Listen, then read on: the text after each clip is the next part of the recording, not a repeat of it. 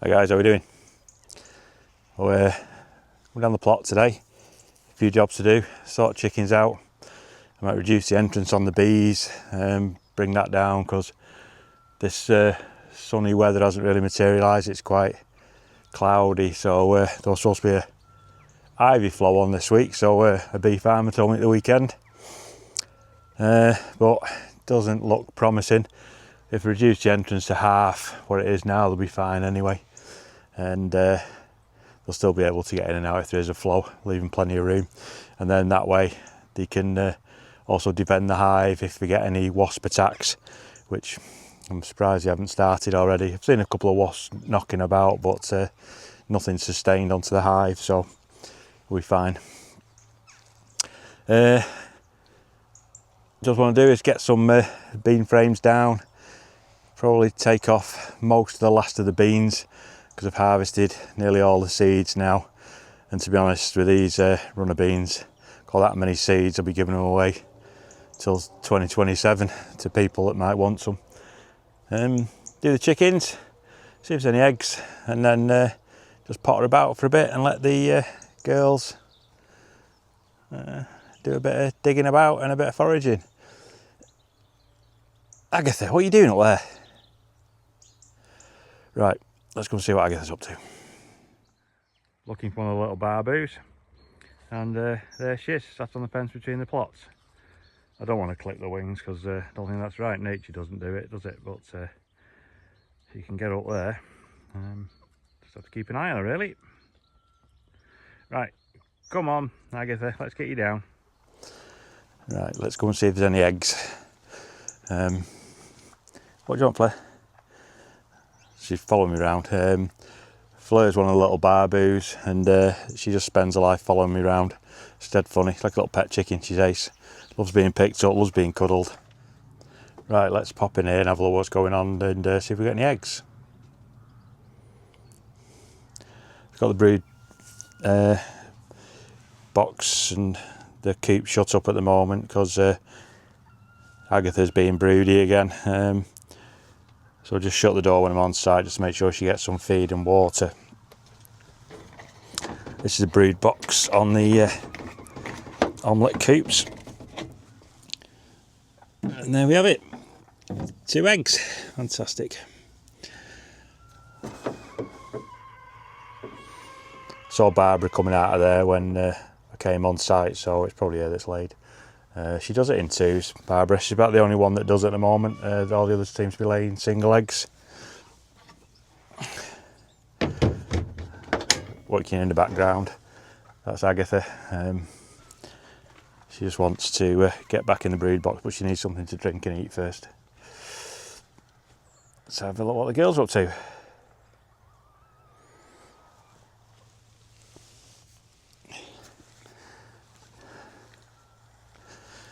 They love these beds.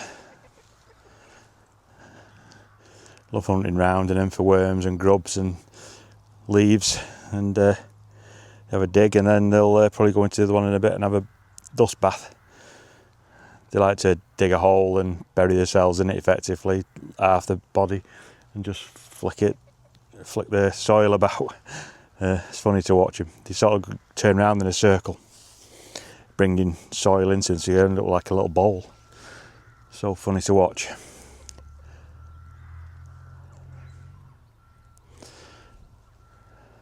Right. I give the coop a clean and the run before I started filming, just because when I come down the girls start making a noise, and it's just easy to let them straight out and just crack on with it. I've been through it before, what I do. An hour I go through cleaning it, and I've had them for a couple of months now, so when I pick the muck up, I put it into a 5 litre bucket, and every so often I just empty it into my compost, dig a hole, bury it in there to let it rot down and cover it over so you don't get any smell from it. It's pretty much rotting down itself in the bucket when I tip it out, which is really good. So I'm getting some really useful chicken manure out of it. What I will do with the next few is I'm going to get some compost soon and sort of like mulch some of the beds, and I'll put a layer of chicken manure on it and then put the compost on top of it so it can rot down underneath over winter then, because it's a bit like horse manure really, because when a chicken goes to the toilet it passes urine and feces in the same movement. So when you open it and let it out, it smells quite strong of urine, so you need that to dissipate over winter and get washed through really, so it doesn't burn any of the roots and kill any of the plants and stop them developing.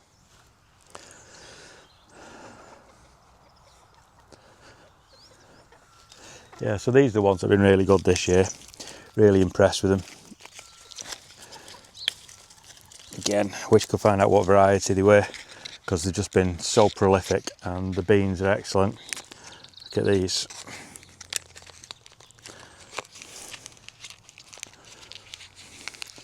They're purple and black variety, variegated. So if anybody knows what those beans are, stick a note in the comments, because I'd really like to know. They're great to eat and they're so productive, it's amazing. I'll definitely be growing these next year and giving some to my friends. There's still quite a few seeds on there that are drying off, so I'll probably leave them and just take the other bean frame down that's empty now and get that put away for the winter. But just going to another quick look, see if there's any more on there before I make that decision. Oh girls, what are you doing?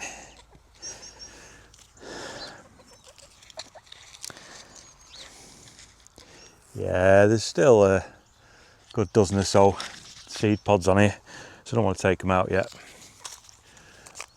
Birds are eating them. Leave that one on.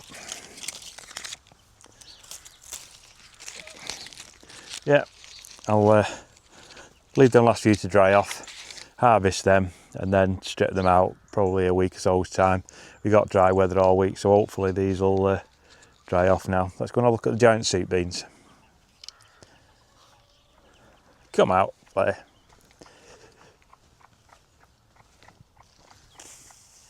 Like a little obstacle course moving this camera around. So these are the giant soup beans that I grew. The wind knocked these down. Storm Amy, I think it was, it pushed them over, so I've just left them. They are still producing beans, there's still quite a lot on there, and they're really quite good, they're big and white. I've harvested some already. There's a few here. I'll take these off and show you.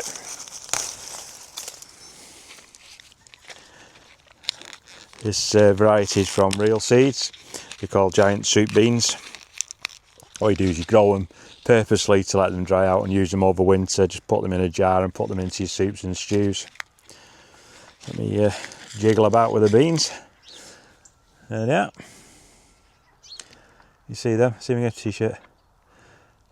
They're about a good ½ inch long, and they look really good. So I've harvested a load, got some more in here, going to let them dry off again and use them over winter, get them into an airtight jar once they're dry, and then they're just going to go into me soups and stews over the winter months. But there's still a lot on there, so there's still a bit of time yet for them to dry off. And then just look at this.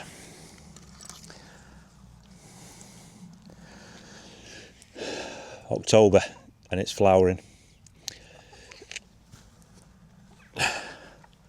Seasons are mad, aren't they? Don't know what's going on. Look, the bees at the minute, you would not think it was October when you look at them. Massive colony, still bringing pollen in, nectar, and it's October. It's just crackers.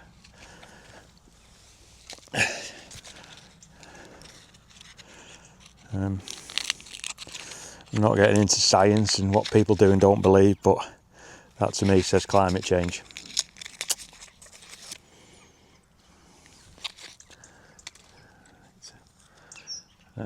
Be careful with beans, with the chickens, because they're not supposed to eat them raw. They contain a chemical that can harm them. I believe it can poison them if they eat too many, so just have to be really careful what I'm doing with them and make sure there's none lying about when they're in the beds, because they just scratch around. and eat anything that they can find that looks nice. So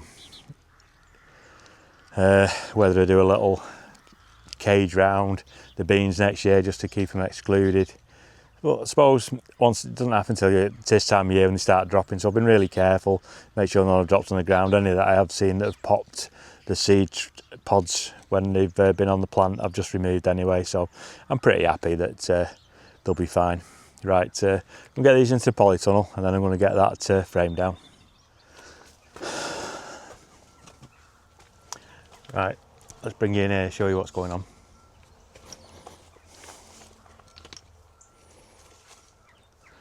So all my stuff's in here now, drying away. I think I showed on a little short the other day. Let's cover it now. So they're my giant soup beans, the beans that I don't know what they are. Got some cobra, my onions are drying away. They're my neck of gold. My shallots, my peas and my garlic. Some of that needs to go in shortly. They're all drying away nicely. I'm looking to get some seed packets, but with these beans being too big, I need large seed packets, and they only seem to do small ones on Amazon. So I've been trying to find some, just trying to find Agatha. The problem with these barboos, they just blend in, just brown, so no matter what they're on you can't really see them. So yeah, I can't find any large packets, so I'll probably end up, resorting to just envelopes and using them. The paper envelopes aren't to be fine. So that's my plan, to have a look again, see if we can find any. If not, it's going to have to be envelopes.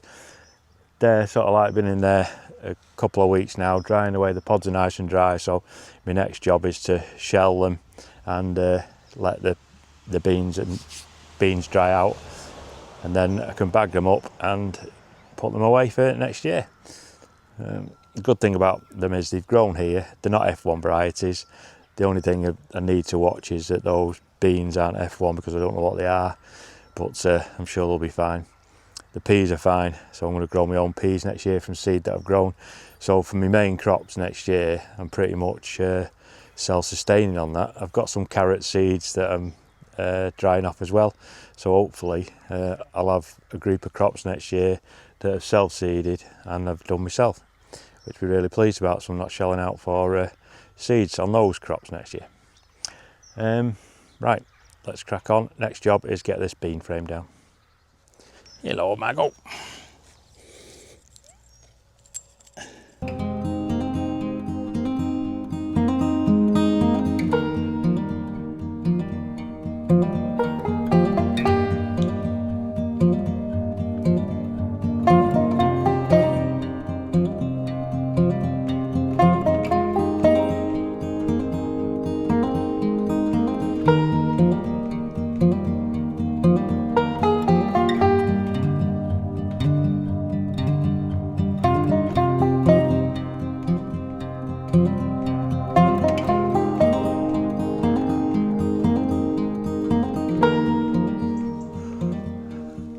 Okay, what I'm going to do now is fold the netting up, zip tie all that together so I've got one package, and then saw that bed out, let the chickens have a look in there and rummage around, and then next job.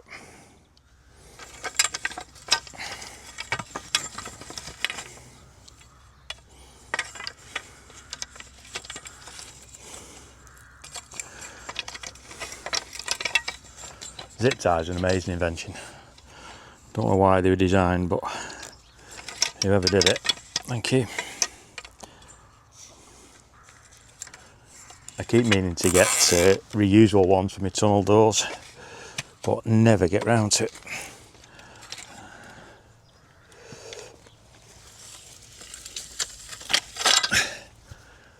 Right, that's 2 frames down. Let's get the hoe and do a bit of hoeing on there.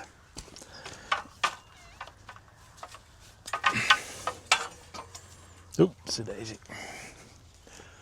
Girls are loving it. Getting loads of time out today.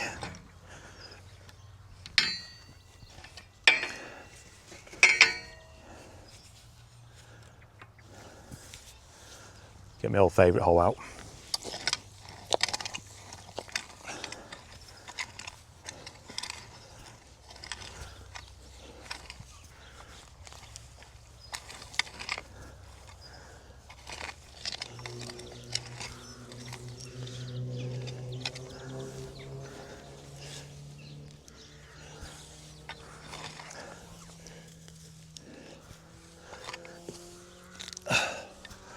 this onion I'd left to go to seed, so I could harvest them for next year. A nice red onion, these. And then took the seed head off with my mower last week. Gutted.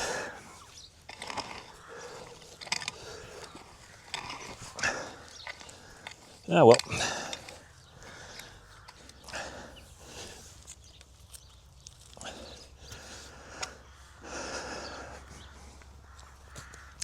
Not sure I want to grow winter onions this year, or sets, or whether we're going to do any garlic this time. I don't know, can't make my mind up.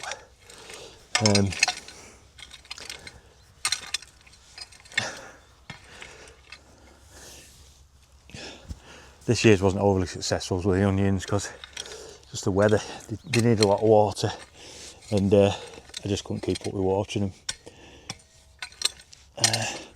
But there's no saying this season will be the same, is there?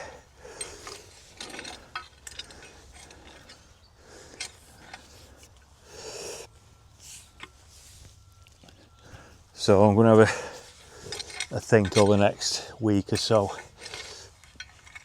as to whether I get any garlic or onions.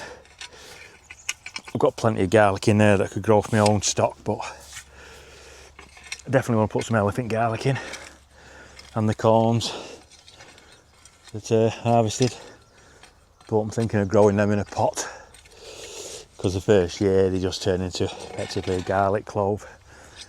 So I may do them in a pot rather than outdoors. Got that many jobs to do on site. Not sure I want to be getting involved in it just yet. They can go in another few weeks. And if I decide I'm going to do it, I'll get some ordered now. So I've got them. There you go, girls. New bed there for you. Right, let's get these onions binned. Just going to go straight on the compost because it's gone to seed, so it'll be no use now. And then I've got some really tiny ones that's not going to be useful to me. I'll get them on the compost and then go and have a look at the bees.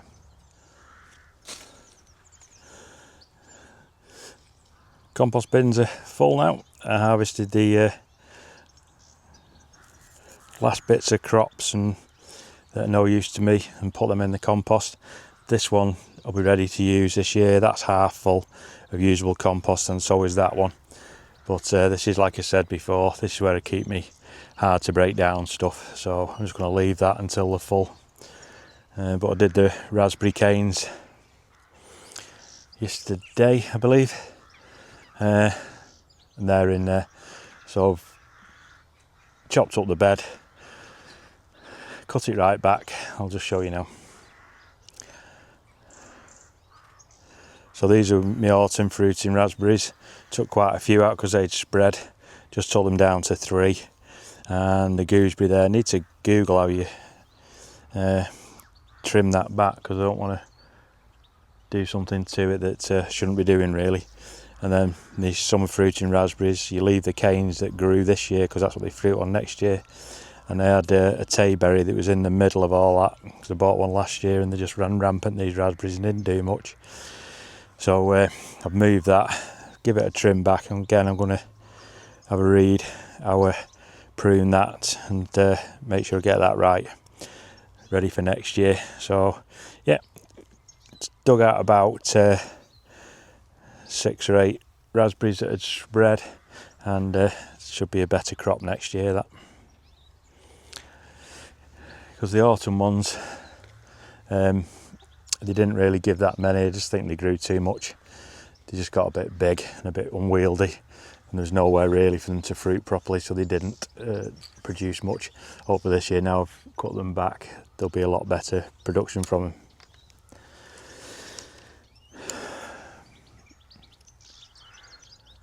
Right, yes. Talking to the girl, sorry. Pecking away at my chard. Right, I'm going to have a look at these bees and make a decision on them now.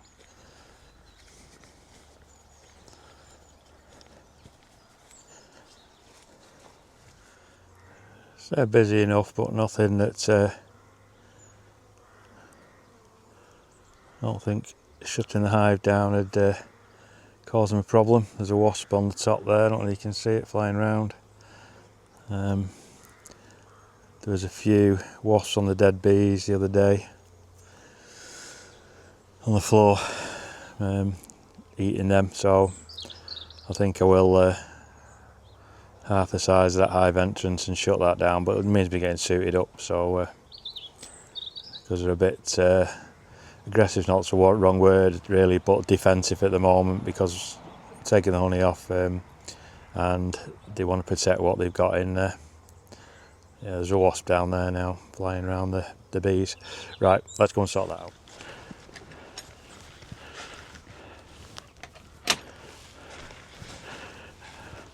So all I want to do on this, I don't think you can see me now, all I want to do on this is just shut the entrance size down to half what it is now, and then that way they've got a lot better chance of defending against any wasp attacks. Right, let's get out of here.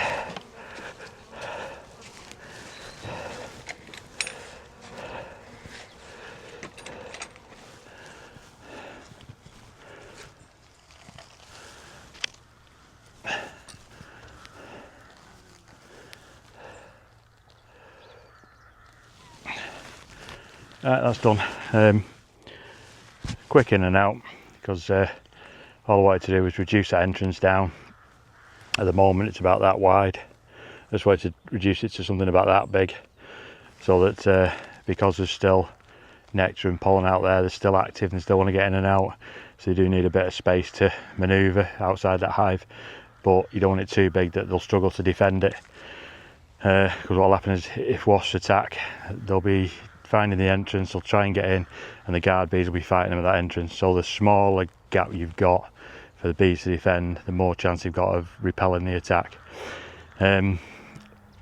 Probably next week after, once the weather changes again and this period of sort of like Indian summer as they call it is behind us, I'll probably reduce it down again to a tiny little space, because that's when the wasps will start. And if it gets worse, all you do is you put it down to one bee space, so they've only got one bee space to defend. So if a wasp tries to get in, you've virtually got no chance, especially against a strong hive like that. The bigger issue is when you've got weaker hives and they've not got enough bees to defend against the attack. Right, so this is my spare bee suit. It's not as sting proof as my other one, as I found out the other day, because I thought, oh, I'll be okay without my boots on this time of year. Left my shoes on and got stung on the ankle. My main suit's been washed, so this one's okay, it's good, but I wouldn't like a sustained attack at it. Right, not that I would. Right, let's get out of this.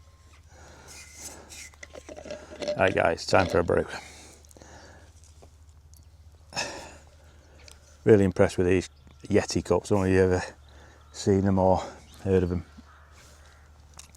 They do all sorts. It's like a little flask. They're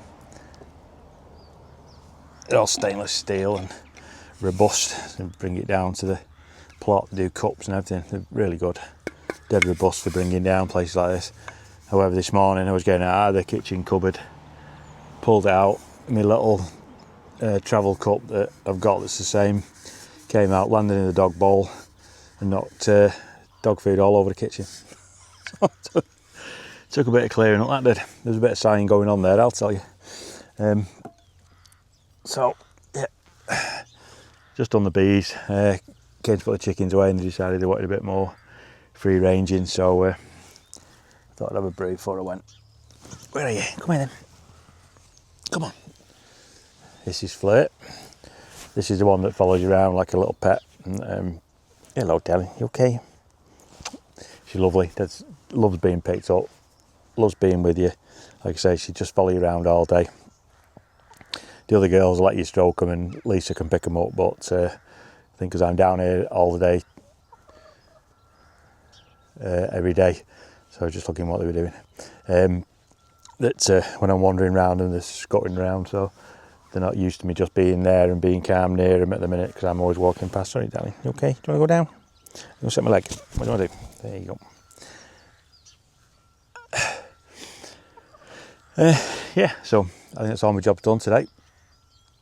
I've got loads more to do, but I'm going to spread it out. Got plenty of time. Got till March next year, don't we? So the other thing I need to do then, like I say, is take the tomatoes down. That bed's done. I need to cut down the asparagus. The flowers are still cracking on. Wait for these beans to finish, and then I can take them out and take that frame down, and I can do the same again. Zip tie it all together so it's ready for next year. Make a decision on what I'm going to do with them beds, really. Do one great big one, which is 3 metres, cut down a bit of space for other things, but there's only so much you can eat and give away, isn't there? That's the way I'm thinking about it. They're brilliant, the frames, the way they lock together and everything. I think it's called click and lock or slot and lock or something like that. And they look really robust. The poles are a lot thicker, but again, you'd get another 2 metres worth of beans or peas out of it, wouldn't you? Which is a lot, but I think the peas, go with the peas. Buy one, do the peas, because we eat loads of peas. They freeze really well. So yeah, I think that's what I'll do. Still some harvesting to do, still stuff growing. We've got the kale, we've got the Cavanero, got the Swiss chard, got carrots growing, got my leeks, so plenty of stuff going on. And I've still got a whole bed of main crop potatoes there that need pulling out and sorting. I've taken the tops down, but the potatoes are still in the ground, so they need to come out and get eaten and given away. And then crack on building stuff over the winter. I always thought when I took on Allotment that winter would be dead quiet, but it's just as busy as the rest of the season, really. It's just a lot more chilled, because you're not under the pressure to get stuff grown in succession, sowed and that kind of thing. You just got a bit more pace in yourself to buy stuff, build stuff, get it ready. But before you know it, it's flipping February, March, and you're starting planting again. And then it's full on then for the season. But see what this year brings. Last season was a bit odd. It's so hot and dry, but still got plenty of crops. Just hard work keeping on top of them. The onions weren't the best because they take a lot of water, like I said before, and just let them be. And they're okay, got a crop off them, but they weren't massive. And then keep cracking on with the chickens and the bees. I'm about to extract the honey because I got 2 frames worth of honey there that needs pulling out. I just need to get buckets, strainer. I need to get an uncapping knife, borrow a spinner, and get some jars and lids so I can get that all jarred up and get some labels as well done. The thing is with labels is they've got to be correct, because the regulations, so it has to have certain information on it, but when you go onto certain bee websites, it's just pre-populated. All you have to do is put your details in there, and it prints a label, and it's all compliant then with the law. Takes that pressure away, really, to making sure you're doing everything right. That's it really, guys. Not a lot else to add. Just looking forward to getting all the jobs done over winter now. And there's pottering away, and I love this time of year really, because it's nice and easy stuff to do, but you do it at your own pace. Looking forward to getting that ochre out and seeing what that's like. Got to wait till first frost really and then pull it out, but that's a problem around here. We don't really get frosts. We don't get that many, we get a few, but we'll see. I think you have to wait for the frost to hit it and then wait 2 weeks after, and then that's when they form the tubers. If you pull them out too early, there's nothing in there. So it's going to be interesting to see what harvest they get out of that. It's the first time I've grown it in the bags, which again was difficult this year because they dry out so easy, but they've thrived, they're okay. So I'm hoping to get a decent harvest off them and just see what they're like. There's a couple of different varieties. There's the red one and the cream one, and then there's a main one that I can't remember what it's called that I wanted to get but couldn't get hold of any. They sold out everywhere I looked, and then the local place that sells it, they didn't have a harvest, it failed. So hopefully they'll have some this year, and then I'll try that next year. But with these, you just store some and then you can grow them yourself next year rather than buying any. That's my other plan with those this time, because eventually I want to get pretty much self-sustaining on here with my own seeds, so that I'm not buying seeds every year. That is my plan. So this year really is the first year I've got a decent set of seeds to put away and use for next year.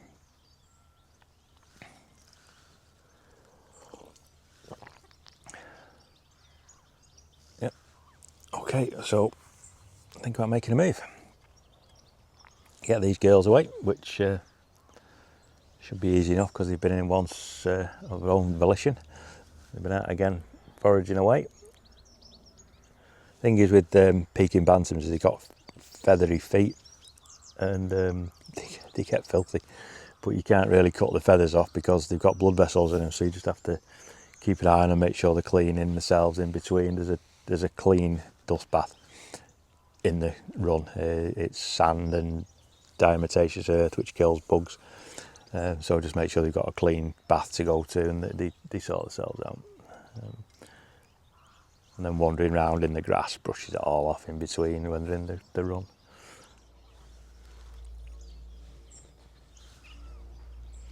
Well, you can hear that crow. They're, as soon as you hear anything like that, they just stop and look round, and they're on high alert. Sometimes they'll leg it back inside the run, because you know that's their safe space. This year, over winter, I'm going to buy an outdoor, it's like a covered area, about a metre by a metre, and it's just somewhere that they can, if they're at the bottom end of the plot, they can just run into if they see a predator, and a bit of shelter if there's a drizzle or anything like that. So that's one of the purchases over winter that will be going up, so that when they're out and about, they have got another safe space to run to. Yeah, they're all heading in now because they've heard this crow, which isn't a risk to them. A crow wouldn't take a full-size bird. It's after eggs and chicks really, but they will protect themselves and make sure they're okay. We do get a lot of hawks around here, which I've got to be careful of, especially when they cut the fields. There's some red kites and things like that, and they'll take them if they're hungry. Right, headed back in, so let's get them locked up.